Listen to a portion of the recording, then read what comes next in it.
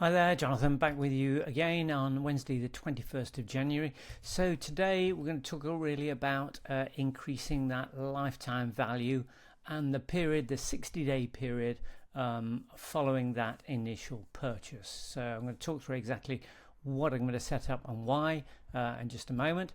First, look at the sales, which are looking a bit dismal, has to be said. Yesterday, one of the worst days we've seen. Well, another one there, that was 547. It was 559. Our ad spend was slightly lower at 396, at $532. Basically, made $27 or pretty much nothing really, because obviously we've got some overhead costs that we have to factor in over the period. So pretty much a dead sort of neutral day, which is not very cheering at all. Today we're at 497 at 4:30. So there is a bit of a glimmer of hope that we should get that maybe around the 700-800, I don't know. But really, in response to that, I have brought the ad budget down again. So we're down at 400 now because, well, really, until it starts sort of performing, I'm not really inclined to just spend a lot of money when it's on a break-even point. I might as well rein it back a little bit and actually spend a bit of time on the funnel and see if we can actually get more value from it. And that's particularly the area I say that I'm looking at, which is this 90-day post-purchase. So yesterday I set up, I'll put myself up here, the upsell split test. So that was the last of the split tests I've done, where I'm just comparing exact same copy, structure, content, but just giving it that very much a simpler design feel to it. So that's, I've got A/B tests running through all the key points now, from opt-in page, offer page. Well, we've done the offer page, it won on that. So the upsell page, yeah, so that they're going good. In terms of the ads, just before we get onto that, if we have a look at yesterday where the ad spend is going, a lot of it's still going around that one from my first sort of ad set, but both those coming in higher. But actually quite a bit of spend getting spread across these new creatives now, and less so the older creatives. But you know, we are getting spend almost throughout most of the creatives now, and overall yesterday cost per purchase was really good. It should have been a lot better day, but actually there was zero coming through in upsells. So that's what sort of really killed it, which meant the average order value was way lower. So yeah, just down to the quality of the audience, and another day could be a very different scenario. But anyway, we can't do anything about that. So let's look at something we can do something about, and this is an email sequence. So this is going to be an extended email automation that's going to run for a 60-day period, and it's designed really to do a number of things. Firstly, it's designed, and so this is what people will receive once they order the initial offer, but they don't take any of the upsell. So they just go for the initial offer.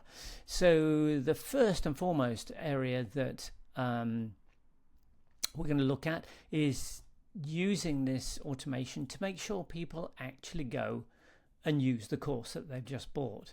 Because obviously the more we can get people to consume it, the more they'll enjoy it, the more they get motivated, the more that they're going to be interested or open to more offers. So that completely makes sense. Until they start consuming your first offer, they're not going to be ready to buy a second one. So that's first thing. Second thing is really to open them up to some of the other things that we can and do offer.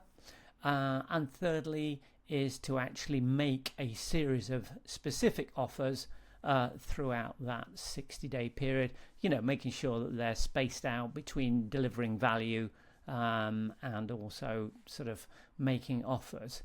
So I just want to walk through exactly how this how it sort of pans out, so you can get some ideas of how this might work. So the first step really is there's a series of 3 emails, which is really all about welcoming people up, setting them with a plan as to how to approach the course that they've just bought, and also to make sure we address some of the support issues where people can't find stuff. This is a great way to address up front.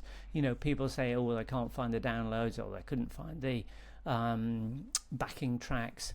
So if I can handle this and deal with this really up front, it'll save me some support emails further down the line. The second thing is that coming in at about day 4 is that some people may have tried the course, and then I get quite a number of people come and say, actually, this is a bit too advanced for me, and I want a refund.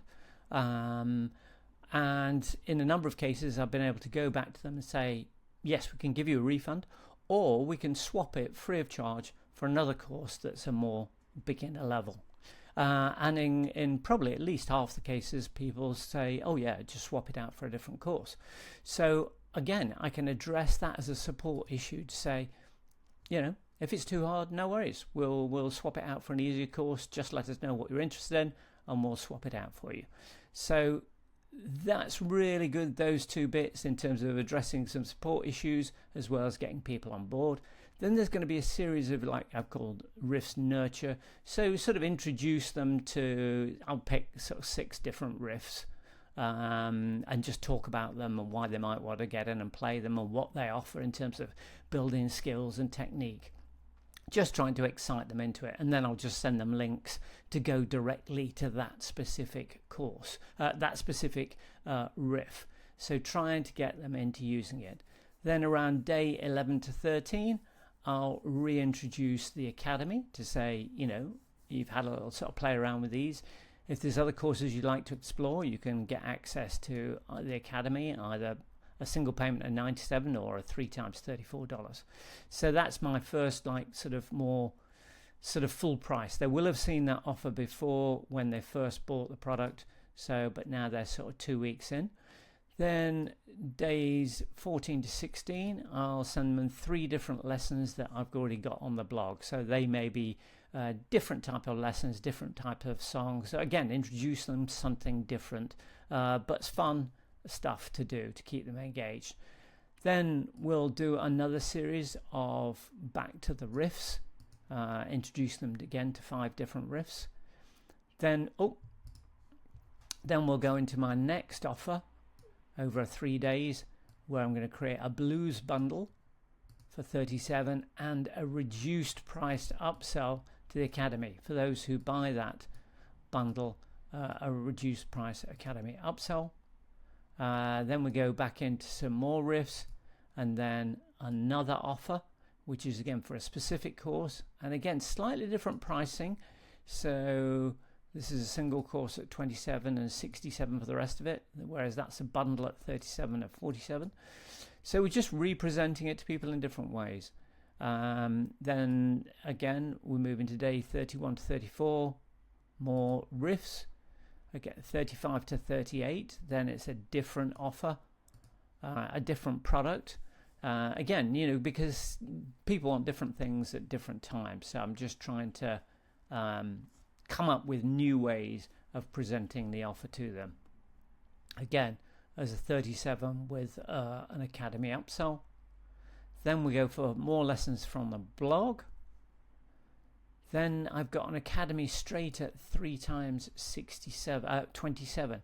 So it's a discounted academy and it's a payment plan. So really try and make it as accessible as possible. Then we've got more lessons from the blog. Then I've got another bundle. Then we've got 3 more lessons from the blog. Then I've really got So these lessons from the blog, by the way, are just, I might have different playing techniques, different styles, different song, different riffs, that sort of thing. Just giving, variety, keeping people engaged, keeping people opening and reading the emails and clicking on links. That's what we're trying to get people used to, and building that relationship, building that rapport. Then really I've got a couple of days break, and then I've got a final push on the Academy at the lowest price ever, the $47.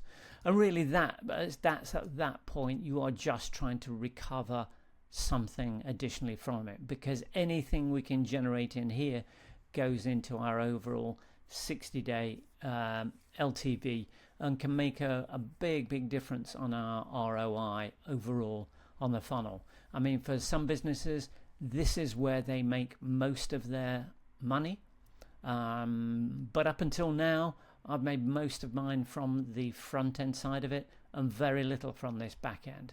So there's a big opportunity.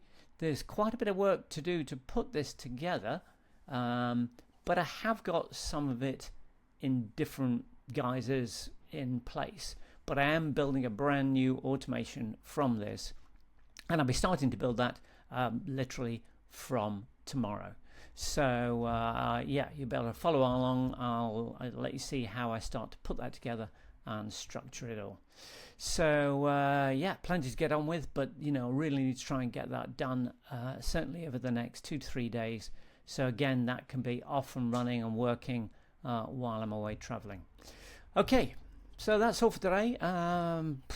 Fingers crossed we're going to see some uplift in here. Stop me getting too depressed. And anyway, we'll try and remember to keep focus on the bigger picture. Okay, I'll catch you tomorrow. Bye for now.